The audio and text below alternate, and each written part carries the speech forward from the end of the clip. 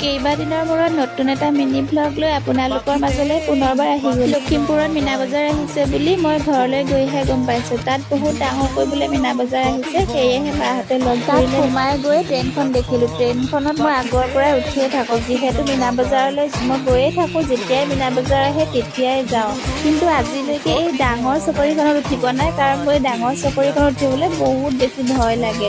আৰু এইজনী হ'লো মই, আৰু বস্তু কেইটামান চাম বুলি ইফালে সিফালে যাওঁতে এই বস্তুকেইটা চকুত পৰিলে। এইকেইটা মাটিৰৰ হয়, বস্তুকেইটা ইমান ধুনীয়া মৰম লগা, কিন্তু দামটো হ'লে বহুত বেছি। আৰু এইকেইটা কচমেটিকৰ বস্তু, এইকেইটাতো মানে চকুতো পৰিল আৰু দেই। আৰু এই খাৰু কেইযোৰ কেনেকুৱা লাগিছে আপোনালোকে জনাবচোন, ইমান মৰম লাগিছে খাৰু কেইযোৰ। ইফালে সিফালে যাওঁতেই টাইমটো কেনেকৈনো 8টা বাজিলে ধৰিবই নোৱাৰিলোঁ। আৰু এইফালে কাপ কেইটা চাওকচোন, ইমান ধুনীয়া মৰম লগা, আৰু গোটেইখিনি বস্তু মাটিৰৰ হয় আকৌ দেই। ইয়াত প্লাষ্টিকৰ মানে একো ব্যৱহাৰেই কৰা। আজিৰ ভিডিঅ'টো যদি চাই ভাল লাগিলে তেনেহ'লে লাইক, কমেণ্ট